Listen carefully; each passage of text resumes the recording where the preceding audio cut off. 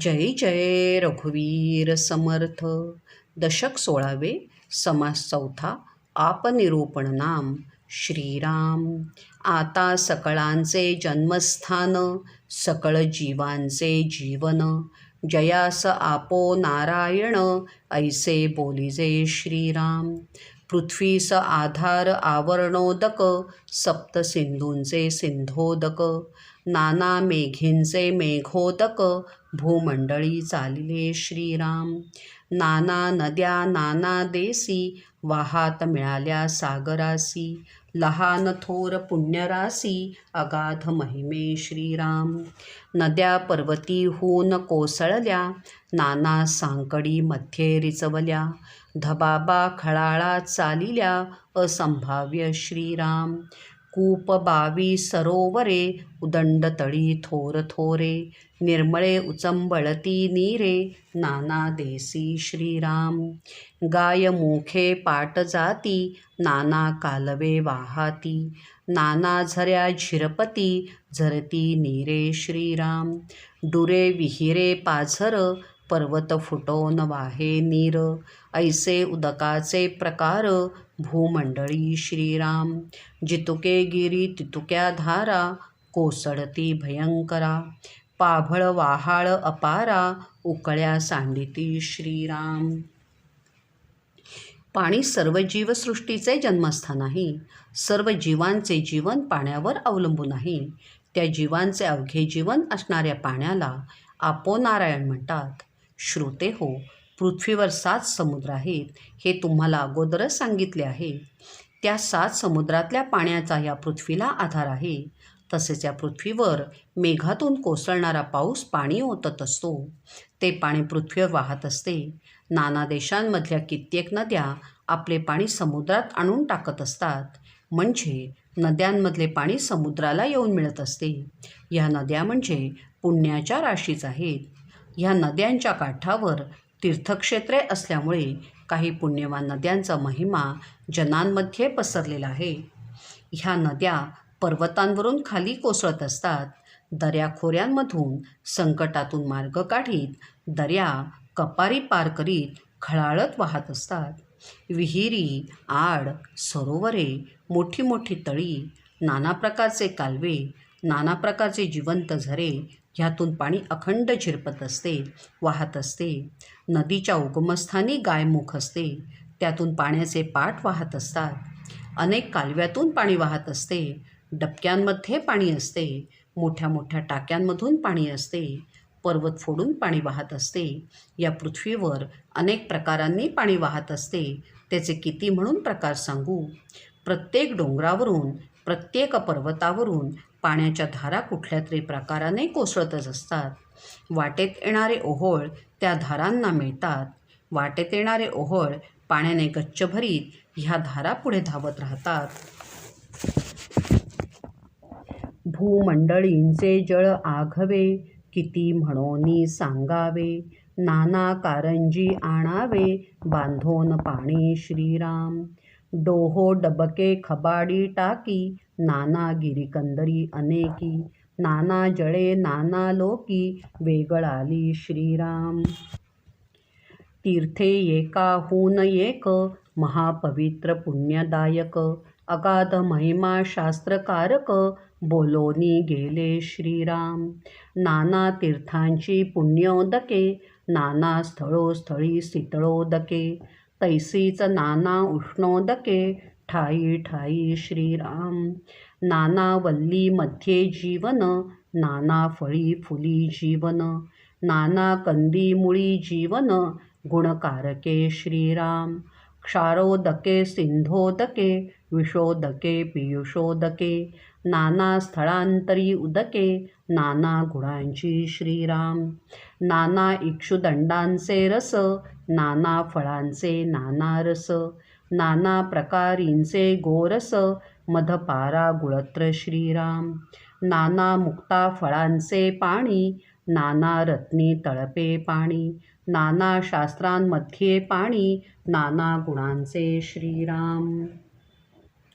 श्रोते हो, पृथ्वीवरील वाहणाऱ्या पाण्याचे वर्णन तरी किती करायचे. उंचावर पाणी साठवून छानपणे उंच उडणाऱ्या कारंज्यामधून सुद्धा पाणी सोडले जाते. डोह, डबकी, लहान निसर्गनिर्मित टाक्या तसेच लहान मोठे जलाशय या डोंगरांमधून खूप ठिकाणी आढळतात. अनेक देशांमध्ये भिन्न भिन्न स्वरूपात पाणी आपल्याला आढळते.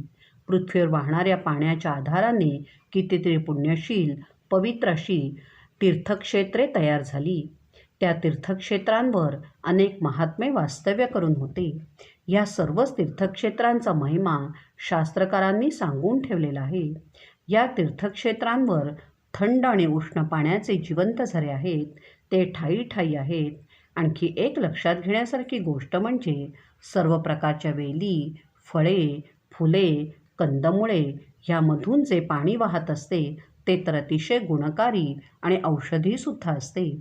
समुद्राचे खारे पाणी, विषारी पाणी, अमृतासारखे अतिशय गोड पाणी, नाना ठिकाणी वाहणारे पाणी असे पाण्याचे खूप प्रकार आहेत. उसाचा रस, फळांचे रस, दूध, दही, तूप, मध, काकवी असे अनेक प्रकारचे रस आहेत. त्यात पाणी आहेच. निरनिराळ्या मोत्यांमध्ये पाणी असते. नाना रत्नांमधून तळपणारे पाणी असते. तऱ्हेतऱ्हेच्या शस्त्रांवर तळपणारे पाणी असते. असे नाना प्रकारचे पाणी असते. शुक्लित श्रोणीत लाळमूत्र स्वेद, नाना उदकाचे नाना भेद, विवरो न पाहाता विशद, होत जाते श्रीराम. उदकाचे देह केवळ, उदकाचेची भूमंडळ, चंद्रमंडळ सूर्यमंडळ, उदकाकरिता श्रीराम. क्षारसिंधू क्षीरसिंधू, सुरासिंधू आज्यसिंधू, दधिसिंधू इक्षुरस सिंधू, शुद्ध सिंधू उदकाचा श्रीराम. ऐसे उदक विस्तारले, मुळापासून शेवटा आले, मध्येही ठायी ठायी उमटले, ठायी ठायी गुप्त श्रीराम. माणसाच्या शरीरातले वीर्य, रक्त, मूत्र, घाम, जिभेवरची लाळ हे सारे शरीरातल्या पाण्याचे प्रकार आहेत. या साऱ्याचा नीट विचार केलात की हे सारे लक्षात येईल. सर्व जीवजंतूंनी धारण केलेले देह हे पाण्यापासून निर्माण होतात. ज्या पृथ्वीवर आपण राहतो ती सुद्धा पाण्यापासून निर्माण झाली हे तर श्रोते हो तुम्हाला ठाऊकच आहे. चंद्रमंडळ आणि सूर्यमंडळ ही सुद्धा पाण्यापासून झाली आहेत. खारा समुद्र, दुधाचा समुद्र, मद्याचा समुद्र, तुपाचा समुद्र, दह्याचा समुद्र, उसाचा समुद्र, गोड्या पाण्याचा समुद्र हे सारे समुद्र उदकाचेच आहेत. थोडक्यात काय तर सर्वत्र पाणीच पाणी पसरलेले आहे. मुळापासून शेंड्यापर्यंत सर्वत्र पाणीच असते. मध्ये पाणी असते. कुठे कुठे ते गुप्त स्वरूपात असते. जे जे बीजी मिश्रित झाले, तो तो स्वाद घेऊन उठिले, ऊसामध्ये गोडीस आले, परमसुंदर श्रीराम. उदकाचे बांधा हे शरीर, उदकची पाहिजे तदनंतर, उदकाचा उत्पत्ती विस्तार, किती म्हणोनी सांगावा श्रीराम. उदक तारक उदक मारक, उदक नाना सौख्यदायक, पाहता उदकाचा विवेक, अलौकिक आहे श्रीराम. श्रोते हो, पाण्याचा एक महत्त्वाचा गुण काय तर ते ज्या बीजात मिसळते त्या बीजाचा गुणधर्म आणि स्वाद घेऊनच मग ते तरारून उठते. ऊसाच्या संगतीने ते पाणी किती गोड होते याचा अनुभव तर आपण नित्य घेतो. आपला हा जो देह आहे तो तर पाण्यापासूनच बांधला गेला आहे. शिवाय आपल्याला जगण्यासाठी शेवटी पाणीच लागते. म्हणजे हे शरीर पाण्याने निर्माण केले आणि ते जगण्यासाठी शेवटी पाण्याचाच वापर करावा लागतो. ह्या एका पाण्यापासून किती गोष्टी निर्माण होतात हे मी तुम्हाला कितीही सांगितले तरी माझे सांगणे संपणार नाही. हे पाणी जसे शरीर जगवायला तारक आहे तसेच ते मारकही आहे. अनेक प्रकारची सुखे देणारे पाणी आपण कितीतरी प्रकारे प्रत्यक्ष अनुभवतच असतो. श्रोते हो, अगदी खरे सांगायचे म्हणजे या पाण्याच्या लीला केवळ अद्भुत आहेत हे तुमच्या आता नीट लक्षात आले असेल. पाणी तत्व केवळ अतुलनीय आणि अमोल आहे. भूमंडळी धावे नीर, नाना ध्वनी त्या सुंदर, धबाबा धबाबा थोर, रिचवता धारा श्रीराम.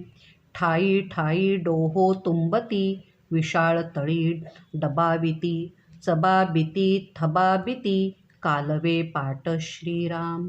एकी पालथ्या गंगा वाहाती उदके सन्निधची असती. खळाळा झरे वाहाती भूमीचे पोटी श्रीराम.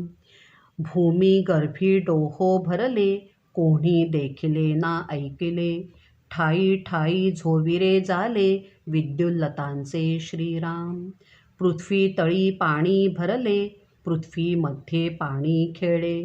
पृथ्वीवरी प्रगटले उदंड पाणी श्रीराम. स्वर्गमृत्य पाताळी एक नदी तीन ताळी. मेघोदक अंतराळी वृष्टी करी श्रीराम. पृथ्वीचे मूळ जीवन जीवनाचे मूळ दहन. दहनाचे मूळ पवन थोराहून थोर श्रीराम. त्याहून थोर परमेश्वर महद्भूतांचा विचार. त्याहून थोर परात्पर परब्रह्म जाणावे श्रीराम. या पृथ्वीवर सर्वत्र पाणी आहे. ते जेव्हा वाहत असते तेव्हा त्याचा नाद, त्याचा ध्वनी, त्याचा आवाज किती सुंदर असतो. पाण्याच्या धारा जेव्हा आकाशातून कोसळू लागतात, धबधब्यातून जमिनीवर जेव्हा कोसळू लागतात, तेव्हा त्याचा धबाबा धबाबा असा आवाज मनाला खूप आनंद देतो. सर्वत्र धारा कोसळतच असतात. त्या कोसळताना त्यातून निघणारी नादवलये मनाला केवळ सुखच देतात. सर्वत्र पाण्याने डोह भरलेले आहेत. मोठी मोठी तळी भरलेली आहेत. ठिकठिकाणी कालवे आणि पाण्याचे पाट वाहतच आहेत. कितीतरी नद्या पालथ्या पडल्यासारख्या वाटतात. त्या नद्यांच्या जरा बाजूला जमिनीत खणले तरी लगेच पाणी लागते. भोवती कितीतरी झरे वाहत असतात. जमिनीत कितीतरी जिवंत झरे असतातच. ते जमिनीच्या पोटात जणू वाहतच असतात. भूमीच्या गर्भात पाण्याचे डोह गच्च भरलेले आहेत. ते वास्तविक कोणी ऐकलेले नाहीत की प्रत्यक्ष पाहिलेले नाहीत. काही वेळेला आकाशातून विजेचा लोळ जमिनीवर कोसळतो. खूप मोठा खड्डा तिथे पडतो आणि आतला जिवंत झरा उफाळून बाहेर पडतो. थोडक्यात काय तर या पृथ्वीवर सर्वत्र पाणी खेळतेच आहे. पृथ्वीच्या पोटात पाणी खेळते आहे.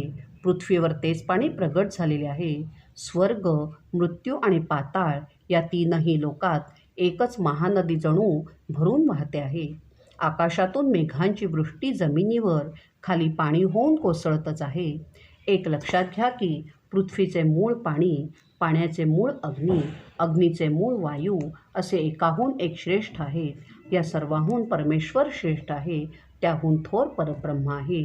इति श्री दासबोधे गुरुशिष्य संवादे आपनिरूपण नाम समास चौथा. श्री सीताकांत स्मरण जय जय राम. श्रीराम.